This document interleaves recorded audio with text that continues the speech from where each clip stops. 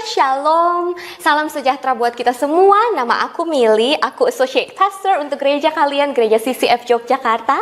Buat teman-teman yang baru pertama kali datang, Kak Mili mau say welcome home. Buat kalian yang datang setiap minggunya dan sahabat rasa saudara, hey, welcome guys. Seneng banget kalian joining ibadah kita lagi dan lagi. Hari ini Kak Mili mengucap syukur banget karena Kak Mili tahu dimanapun kalian berada, berkat dan penyertaan Tuhan senantiasa meliputi kalian. Minggu ini bakal jadi minggu terakhir di series khotbah kita Blessed. Blessed didapat dari Matius 5 ayat 3 sampai 12. Salah satu khotbah Yesus di bukit dengan perikop ucapan bahagia. So kalian bisa nyiapin Alkitab kalian di Matius 5 ayat 3 sampai 9. Kamili bakal kasih beberapa review sebelum kita mulai. Yang pertama, di ayat 3 dikatakan berbahagialah orang yang miskin di hadapan Allah karena merekalah yang empunya kerajaan surga.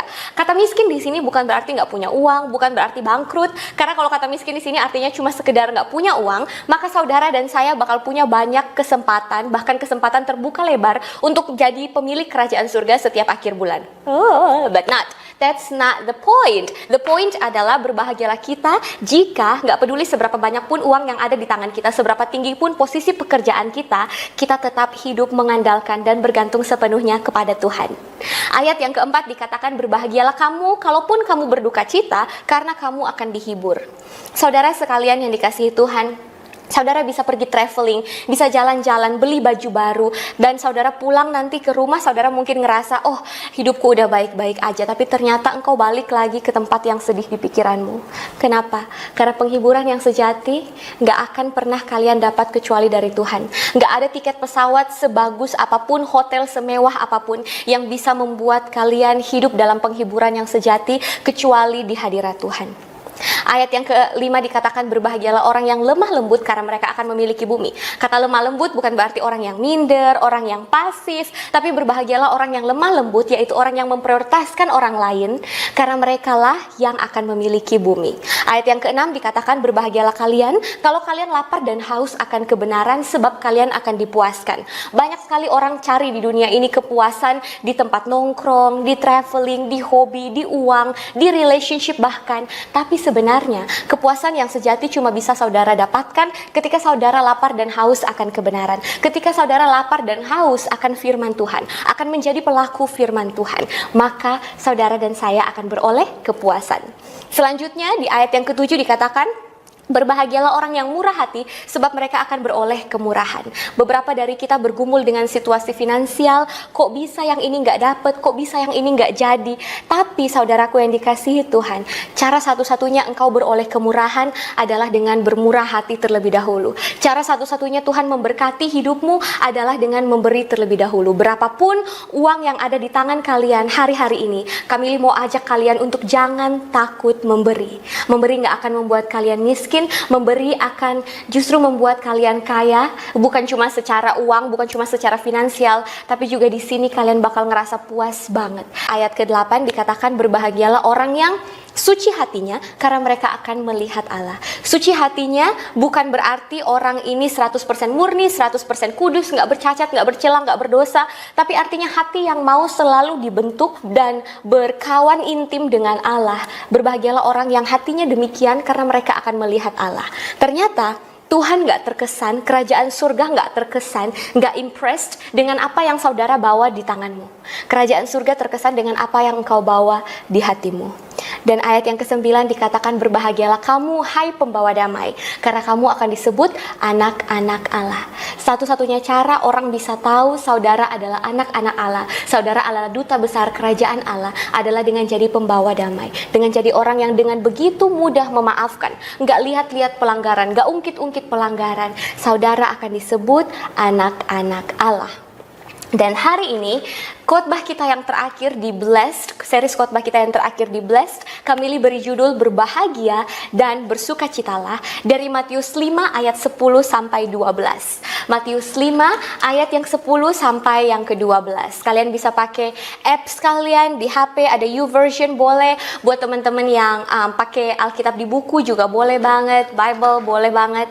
Kita bakal baca dari TB, terjemahan baru, di ayat 10 sampai 12. Oke? Matius 5 ayat 10 sampai 12, berbahagialah orang yang dianiaya oleh sebab kebenaran, karena merekalah yang empunya kerajaan surga. Berbahagialah kamu jika karena aku kamu dicela dan dianiaya, dan kepadamu difitnahkan segala yang jahat. Bersukacita dan berbahagialah, bergembiralah, karena upahmu besar di surga. Sebab demikian juga telah dianiaya nabi-nabi sebelum kamu. Wow, ayat yang berat, meskipun mengandung sukacita dan kebahagiaan, tapi ayat ini kalau boleh jujur terasa berat, kan? Kamili pengen cerita, waktu aku kecil, papaku nakal, oke, papaku jahil banget. Tapi Kamili tuh anak baik, nggak nakal, nggak jahil sama sekali. Semua orang main becek, Kamili di rumah. Semua orang main panas, Kamili di rumah. Semua anak kecil ke kebun dan di lapangan atau di mana aja yang bikin mereka sampai gosong-gosong terus mereka demam, Kamili di rumah. Jadi Kamili tuh anak baik, oke? Waktu kecil aku anak baik-baik banget. Nah, tapi papaku tuh jahil, oke? Suatu hari waktu Natal, setiap Natal Kamili orang Manado. Jadi kami punya tradisi kayak kalau Natal kita semua bakal ke rumah tetangga-tetangga dan kita bakal bertamu, permisi, mau bertamu tante, mau bertamu om, terus mereka bakal suruh kita duduk, ngasih kita Coca-Cola atau Sprite atau Fanta dan kue Natal. Kalau di Jogja lebih banyak kue lebaran, sama, kuenya jenisnya sama. Terus habis itu mereka bakal kasih angpau, uang di envelope kecil, kadang nggak di envelope, kadang cuma salam tempel. Paling nggak tuh ada 500, 2000, 1000, 5000. Kalau tempatnya kayak sayang banget sama kalian, mereka bisa kasih 10.000, 20.000. Dan zaman dulu, waktu Kamili masih kecil, wow, itu uang yang banyak banget jumlahnya. 5.000, 10.000 tuh banyak banget jumlahnya. Jadi bayangin itu dikaliin sama 50 rumah yang Kamili datangin. 50 rumah. Setiap tahun kayak gitu. Ada 2 kali, Natal dan Tahun Baru, oke? Tapi papaku bakal bilang kayak gini, Kak, sini aja kasih papa simpan, besok papa beliin boneka. Terus Kamili percaya kan, Kamili kasih ke papa simpan sampai detik ini nggak tahu uangnya di mana. Ada juga peristiwa, papaku suka banget naik Vespa, oke? Papaku suka banget naik Vespa, dia bakal jemput, antar aku ke sekolah pakai Vespa, dan karena aku suka banget sama papaku, aku juga suka sama Vespa kita, jadi aku bakal duduk di belakang, boncengan sama papaku. Suatu hari, sore-sore banget, abis pulang ekskul, lagi perjalanan turun, terus naik gunung, nah di bagian turun ini, papaku tiba-tiba berhentiin motor dan dia bilang, Kak, coba kamu lihat deh bunga itu. Bunga itu tuh sering banget dihinggapi lebah. Bunga itu pasti manis dan mengandung madu. Kamili percaya, oke? Anak usia 8-9 tahun ini percaya. Waktu aku kelas 2 SD, kelas 3 SD aku percaya banget. Terus aku turun dari motor, terus aku ambil, aku petik bunganya dan aku kayak, ini Pak, ini yang manis itu. Terus papaku bilang, iya coba kamu makan. Kamili makan, nggak ada manis-manisnya, pahit dan baunya juga nggak karu-karuan. Sekarang waktu Kamili udah dewasa, Kamili tahu kalau ternyata bunga itu bunga tai ayam. Oke, so papaku nakal banget. Di saat aku nggak nakal, papaku tetap nakal. Dan lebih serius lagi, hari-hari ini kalian pasti ngalamin banyak hal yang lebih serius dari itu.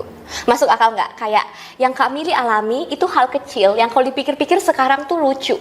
Tapi semakin kita bertambah dewasa, tantangan hidup jadi semakin besar. So yang Tuhan Yesus bilang di Matius 5 ayat 10, berbahagialah orang yang dianiaya. Penjelasannya adalah bahkan ketika saudara melakukan hal yang benar, penganiayaan masih bisa terjadi. Nggak ada papa yang bakal nakalin kalian kayak papaku yang gokil. Nggak bakal ada, mungkin lebih serius dari itu. Papa yang pukul, papa yang nggak pernah minta maaf, papa yang nggak pernah ngaku salah, papa yang nggak ngasih jaminan keamanan di rumah kita. Kalau kalian pulang ke rumah kalian nggak ngerasa aman. Atau kalian pernah ditipu oleh orang janjiin A ternyata hasilnya B. Atau kalian pernah kehilangan orang terdekat di hidup kalian dan rasanya sakit banget. Atau di saat kalian bahkan melakukan hal yang benar, kalian tetap digosipin, difitnahkan kepada kalian segala yang jahat seperti yang tertulis di ayat 11. Kamili pernah ngalamin yang namanya dianiaya secara fisik, mental, bahkan secara emosional juga pernah. Saudara dan saya mungkin akan terus mengalami ini seumur hidupmu. Bakal ada hari-hari engkau nangis, bakal ada hari-hari engkau kecewa, bakal ada hari-hari engkau sepertinya udah nggak tahu lagi harus gimana karena situasi terasa sangat amat berat, bahkan ketika kamu melakukan hal yang benar di hadapan Allah. ketika kamu gak berdosa. Misalnya hari ini kamu memutuskan untuk jadi pengikut Tuhan Yesus, keluarga kalian gak setuju, dan kalian mulai dianiaya, bahkan ketika kalian melakukan hal yang benar. Kami pengen kasih tahu ke kalian kalau ikut Tuhan Yesus bukan berarti hidup tanpa penganiayaan. Ikut Tuhan Yesus bukan berarti hidup tanpa air mata, hidup dengan penuh kegembiraan, hidup naik roller coaster, terus seneng terus. Enggak sama sekali. Tantangan di hidupmu akan tetap terjadi.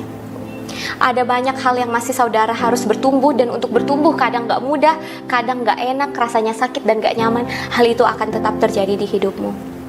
Tapi kabar baiknya hari ini, kenapa Kamili kasih judul berbahagia dan bersukacitalah bahkan di saat tersulit di hidup saudara sekalipun.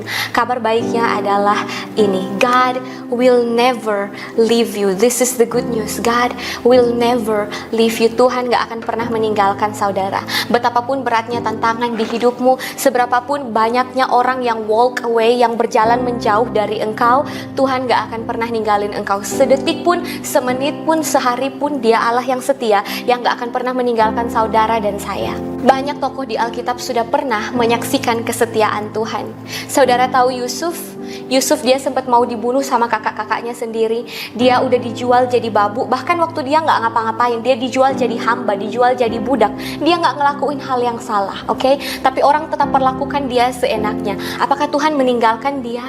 No, God never leaves Joseph. Tuhan gak pernah meninggalkan Yusuf sekalipun. Tuhan sertai dia sampai apa saja yang dia sentuh, apa saja yang ia kerjakan dijadikan Tuhan berhasil. Bahkan dia sampai jadi kesukaan para pegawai istana. Para kepala istana jadi suka banget sama Yusuf. Karena apa? Karena ada kemurahan Tuhan, karena ada penyertaan Tuhan. Sampai di akhir cerita kita semua tahu bahwa Yusuf jadi orang kedua di negara itu. Kenapa? Karena Tuhan memberikan kepada Yusuf hikmat dan kebijaksanaan yang melebihi usianya, melebihi akal sehat manusia, melebihi pengetahuan dan pendidikan yang bahkan Yusuf gak pernah dapat untuk menafsirkan mimpi si Firaun. Tapi Tuhan gak pernah ninggalin Yusuf. Bahkan waktu di penjara Tuhan gak ninggalin Yusuf. Kalian tahu cerita Musa? Dibuang, waktu dia dari bayi dia udah dibuang. Orang sempat mau cari dia dan bunuh. Dia hidup terpisah sama ibu kandungnya. Dia gak hidup bareng sama keluarga kandungnya. Dia hidup melakukan kesalahan. Dia ngebunuh salah satu tentara. Dan dia harus hidup bertahun-tahun di padang gurun dengan melarikan diri. Tapi apakah Tuhan meninggalkan dia? Enggak. Tuhan belah laut sangat luas untuk selamatkan Musa dan bangsa dan umat kesayangannya Tuhan. Tuhan belah laut besar-besar. Belah laut itu bukan pekerjaan yang biasa aja, saudara. Oke. Kalau ada laut terbelah, semua orang bakal instastory zaman ini, semua orang bakal Snapchat zaman ini, karena itu bukan hal yang sepele, itu bukan hal yang biasa-biasa aja. Dan waktu Musa dan para umat Tuhan ada di padang gurun, mereka haus dan lapar, apa yang Tuhan lakukan? Apakah Tuhan ninggalin mereka? Enggak. Tuhan sediakan mana, Tuhan sediakan daging, selalu baru setiap pagi. Kalau kalian mau cari Alkitab, katakan selalu baru setiap pagi. Enggak pernah ada satu hari pun Tuhan miss, enggak ada satu hari pun Tuhan lupa memelihara anak-anaknya. Waktu mereka berjalan, Tuhan sediakan tongkat awan dan tongkat api untuk menyertai satu bangsa yang begitu besar. Enggak ada air di padang gurun itu, Tuhan bikin air keluar dari batu. Bayangin Tuhan bikin air keluar dari batu. Bayangin air bisa keluar dari batu. Siapa lagi coba yang bisa ngelakuin itu kalau bukan Tuhan kita yang hebat? Siapa lagi yang bisa ngelakuin itu kalau bukan Tuhan kita yang hebat? Ayub di cerita Alkitab, dia kehilangan segala yang ada padanya, diambil daripadanya semua, hilang.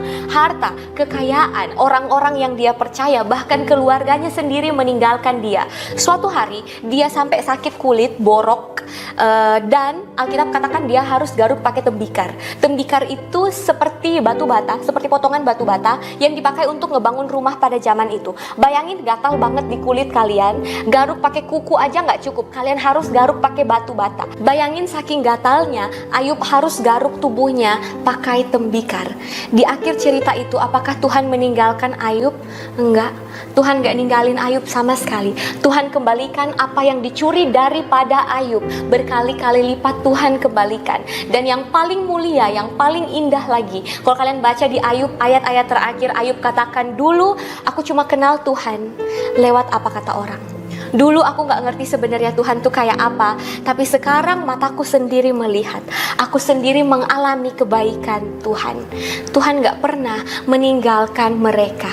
Masih banyak lagi saudara, tokoh Alkitab yang dianiaya karena kebenaran. Dianiaya meskipun mereka gak ngapa-ngapain, meskipun mereka gak melakukan hal yang salah. Mereka udah berdoa, mereka udah hidup setia, tapi tetap saja penganiayaan itu terjadi di hidup mereka.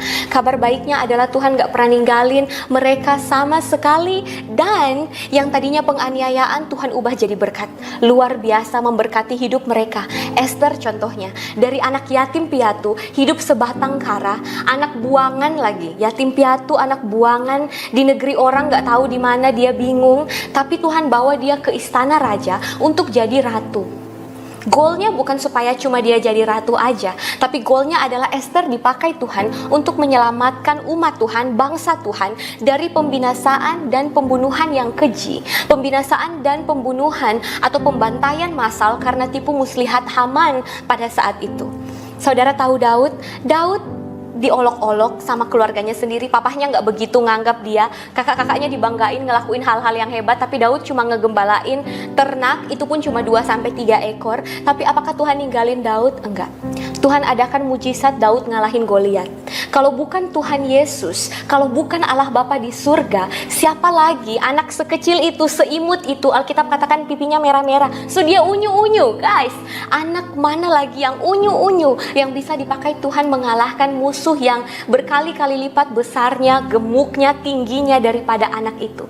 Siapa lagi kalau bukan tangan Tuhan yang bekerja? Sampai seterusnya, Daud jadi raja di Urapi dan dia mengalahkan semua musuh. Beribu-ribu, belasta-lasta dikalahkan. Bahkan di akhir cerita ditulis juga bahwa Daud, lewat garis keturunan Daud, maka juru selamat kita datang. Tuhan Yesus Kristus datang. Rasul Paulus dan para murid Yesus juga dianiaya, juga dibunuh secara brutal. Banyak dari mereka yang diasingkan, ada yang disalib terbalik. Mereka alami banyak penganiayaan secara keji dan kejam pada saat itu. Kenapa? Karena mereka memperkatakan kebenaran, karena mereka jadi saksi Tuhan kemanapun mereka pergi. Tapi sekarang mereka udah gak ada. Kalau seandainya kita bisa ketemu mereka tatap muka dan kita tanya, gimana sih rasanya sekarang? Saya percaya mereka akan jawab ke kita, hey, penganiayaan yang kami alami di bumi ini gak sebanding dengan sukacita yang kami rasakan di surga sekarang bersama dengan Bapa, bersama dengan Yesus. Saudaraku yang dikasihi Tuhan, mereka bakal bilang bahwa penganiayaan yang mereka jalani pada saat itu dibandingkan hari ini, oleh sebab Tuhan gak pernah meninggalkan mereka, sukacitanya jauh melebihi semua rasa sakit, semua penderitaan, semua air mata yang Rasul Paulus dan para murid Yesus dan para saksi Kristus pada zaman itu pernah alami, pernah rasakan. Saudaraku yang dikasihi Tuhan, Tuhan yang sama yang gak pernah meninggalkan Yusuf, Musa, Ayub, Esther, Daud, Rasul Paulus, dan para murid Kristus juga adalah Tuhan yang sama yang gak akan pernah sekali-kali meninggalkan hidupmu. Tuhan yang sama yang gak pernah meninggalkan nabi-nabi sebelummu adalah Tuhan yang sama yang gak akan pernah meninggalkan saudara dan anggota keluarga saudara, orang-orang yang kalian kasihi. Bahkan hidupmu sendiri gak akan pernah ditinggalkan Tuhan. Hari ini aku pengen ajak dan aku pengen dorong kita semua untuk have this, miliki ini. Jangan menyerah, do not give up in the middle. Jangan menyerah di tengah-tengah jalan. Jangan menyerah di tengah-tengah jalan. Kak Mili tahu hari-hari ini sulit, Kak Mili tahu hari-hari ini membingungkan, kalian ragu, tapi boleh nggak Kak Mili minta kalian untuk jangan menyerah in the middle. Jangan menyerah guys, jangan menyerah. Beberapa dari kalian hari-hari ini udah pengen give up, udah pengen turun tangan, udah gak pengen ikut apa-apa lagi. Tapi hey, boleh gak aku minta kalian untuk do not give up. Jangan menyerah. Di tengah-tengah jalan, jangan menyerah. Air mata yang kalian miliki sekarang, air mata yang sekarang ada di pipimu, sesak yang ada di dadamu hari-hari ini, kebingungan, ketidakpastian di dalam pikiranmu, luka bahkan yang ada di tubuhmu atau bahkan di mentalmu, bukan akhir ceritamu. That's why do not give up in the middle. Jangan menyerah di tengah-tengah, karena ini bukan akhir cerita kalian, bukan akhir cerita kalian. Boleh nggak Kamili juga minta kalian untuk have faith, miliki iman bahwa Tuhan masih bekerja, mujizat masih terjadi, kesembuhan sedang terlaksana, terobosan-terobosan dalam hidupmu yang engkau sudah doakan berbulan-bulan, bertahun-tahun pasti datang. Pengenalan akan Allah yang hidup, perlindungan dari tempat yang maha tinggi ada atasmu, keluargamu, dan orang-orang yang kamu kasihi. Hari ini have faith guys. Dan mari kita berdoa. Mari kita berdoa. Bapa di dalam surga, kami mengucap syukur atas kesetiaan-Mu. Kami mengucap syukur Engkau Allah yang gak pernah meninggalkan kami. Engkau Allah yang gak pernah menyerah atas hidup kami. Seperti apapun kesulitan yang kami hadapi, Engkau Allah yang present, Engkau Allah yang hadir, Engkau Allah yang hidup, Engkau Allah yang jauh terlebih besar dari semua penganiayaan atau ketidaksukaan kami yang kami pernah hadapi di hari-hari ini. Tuhan, kami berdoa hari ini bahwa air mata gak akan jadi akhir cerita kami, keraguan gak akan jadi akhir cerita kami, kebingungan, ketidakpastian, sesak nafas di hati kami gak akan jadi akhir cerita kami, luka-luka ini gak akan pernah jadi akhir cerita kami. Kami rindu Tuhan melihat Engkau bekerja, kami rindu melihat mujizat-Mu terjadi, kami rindu melihat kesembuhan terlaksana di dalam nama Tuhan Yesus. Kami rindu lihat terobosan-terobosan yang akan datang untuk hidup kami mulai hari ini, bahkan sampai kami menyongsong masa depan. Tuhan, kami rindu lihat pengenalan akan Allah yang hidup, perlindungan dari tempat yang maha tinggi ada atas hidup kami, keluarga kami, orang-orang yang kami kasihi, setiap orang yang punya pertalian darah dengan kami, di dalam nama Tuhan Yesus. Hari ini Tuhan, kami mau miliki iman. Kami mau miliki iman. Buat saudara-saudara hamba di tempat ini yang imannya hari-hari ini kecil, yang imannya hari-hari ini mati, Tuhan Engkau kuat-kuatkan hati mereka, kuat-kuatkan dan tegar-tegarkan kaki mereka. Kemanapun mereka berjalan bersama dengan Tuhan. Apapun yang mereka kerjakan untuk kemuliaan nama Tuhan. Mata, lidah, bibir mereka seperti lidah, bibir, dan matanya Tuhan. Hati mereka adalah hati yang memuji dan memuliakan Allah dimanapun situasi di hidup mereka saat ini. Dan aku berdoa, aku berkatakan berkat atas hidup mereka. Diberkatilah kamu, keluargamu, orang-orang yang kamu kasihi, studi, pelayanan, pekerjaan, setiap hal yang engkau sentuh dijadikan Tuhan berhasil dan berbuah. Hari-hari ini engkau sendiri akan melihat Tuhan. Hari-hari ini engkau sendiri akan mengalami kemurahan Tuhan. Anugerah dan kasih karunia Tuhan mengikuti kamu senantiasa sepanjang hidupmu, seumur hidupmu. Dan hidupmu hari ini menjadi kesaksian bagi banyak orang untuk semakin memuliakan Bapa kita yang di surga. Kamu jadi garam, kamu jadi terang dimanapun kamu berada, apapun yang kamu kerjakan. Di dalam nama Tuhan Yesus, mari kita semua yang percaya, kita semua sama-sama katakan amin, amin, amin, amin. Thank you Jesus. Baik banget gak sih Tuhan kita? Ada satu ayat Alkitab yang kami pengen kalian baca bareng. Di Filipi 1 ayat 6. Di Filipi 1 ayat 6. Yuk kita baca bareng. 1, 2, 3. Allah yang memulai pekerjaan yang baik di antara kamu akan meneruskannya sampai pada akhirnya. Tuhan kita gak akan nyerah di tengah jalan. Jadi Kamili juga pengen kalian gak nyerah di tengah jalan. Apa yang Tuhan mulai di hidupmu, Dia akan pastikan itu selesai. Apa yang Tuhan mulai di hidupmu, rencana baik, penuh sukacita, penuh damai sejahtera, maka Dia juga akan buat sampai selesai menjadi baik, penuh sukacita, dan penuh damai dengan sejahteranya juga. So, Kamili mengucap syukur buat kalian yang join ibadah hari ini. Happy Sunday, Tuhan Yesus memberkati.